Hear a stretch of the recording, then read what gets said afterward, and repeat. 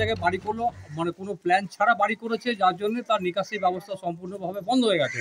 রাতে 10টার দিকে পানিটা এলো, দিয়ে আর আটকাতে পারলাম না, ঘরে দিয়ে ঢুকে গেল, দিয়ে ছেলে ফেলে নিয়ে ভাত ফাত তো কিছু খেতে পাইনি।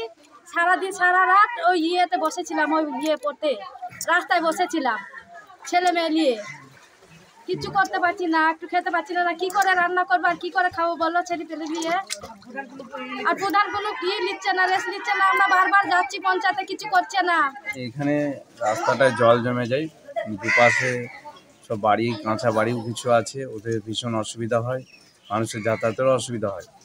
সেটা আগের বছর হয়েছিল, তা কিছুটা জল মানে মেশিন দিয়ে কমানো হয়েছিল। তা এবছরেও প্রধানকে ওরা জানিয়েছে, এখনো পর্যন্ত কোনো স্টেপ বলতে এই জলটা যে পাশের যে পুকুরে যে যাবে সেই এলাকার লোক আগের বছর একটু নিষেধ করেছিল যে তাদেরও বাড়িগুলো ভেঙে যাবে, একটু দেখতে।